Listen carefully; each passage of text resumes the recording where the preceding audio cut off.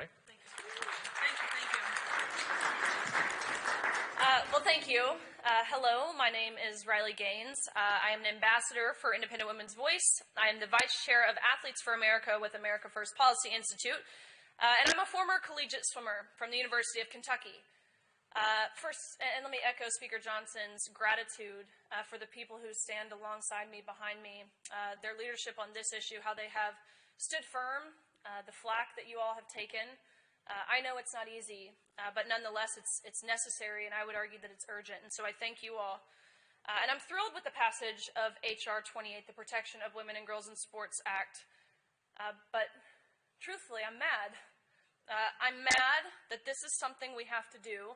I'm mad that we as women have to beg for equal rights. I'm mad that we have to beg for privacy in areas of undressing. And I'm mad that we have to beg for safety on the court or on the field or walking in the streets at night for that matter. Here's some of the things. Let's just go through a couple of the things we heard on the House floor today from Democrats. We heard of things like genital exams. We heard that girls will be asked to show what's in their underwear. We heard that they have to show internal and external anatomy, inspections, Taliban-like enforcers, hire predators to peek at girls, on and on and on. Weird fear-mongering about predators.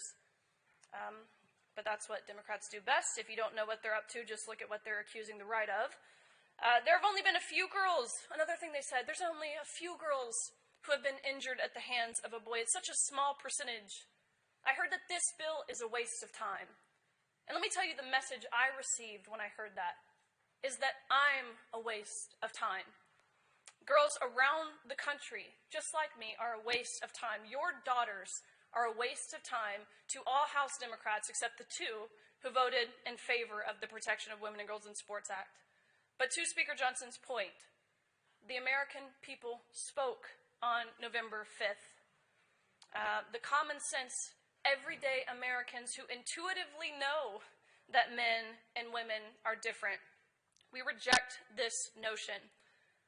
While I certainly believe people turned out to the polls to embrace Donald Trump, to embrace his cabinet picks, to embrace the America First agenda, more so, truthfully, I believe that people turned out to the polls on November 5th to reject absurdity. And that is entirely and thoroughly what the Democratic Party has become, absurd. Whether it's feeling like you have to refer to Latino individuals as Latinx, believing that men can become women, believing that men can breastfeed, believing that tampons belong in boys' bathrooms, entirely and thoroughly absurd. I'm here today for one reason. Of course, I'm not here to speak on the policy, anything like that. I'm here to debunk every single thing you heard from the House Democrats today. I'm here to tell you that this isn't a hypothetical situation. No, it's reality. My story by now is seemingly well known, so I won't get into it.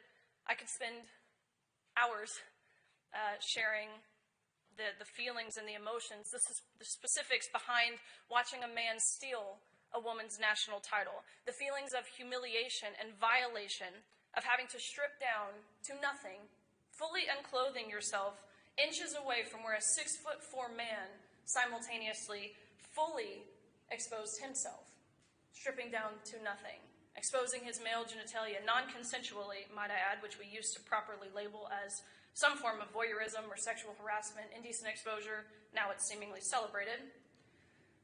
Last fall, leading up to the election, the Independent Women launched the Riley Gaines Stand With Women scorecard. It was a first-of-its-kind resource that tells Americans who stands with women and who does not. The scorecard had a pivotal impact, delivering a 90% win rate for those who were Riley Gaines approved. I was honored to put my name to such a significant effort. No more hiding behind these phrases and taglines that the Democrats use, saying they're for women's rights. Go back and look at who voted in support of the Lake and Riley Act. Look at who voted in support of protecting women and girls in sports. And if they were no on one or both, then they do not get to say they support women. Men do not belong in women's sports. And with the House passage of the Protection of Women and Girls in Sports Act, we are one step closer as a nation to making sure that not one more male athlete is is able to take a trophy, a roster spot, playing time, resources, or an opportunity to compete from a woman. The American people, again, we believe that women's sports are for women. I cannot believe we have to say this, but unfortunately we do. It matters.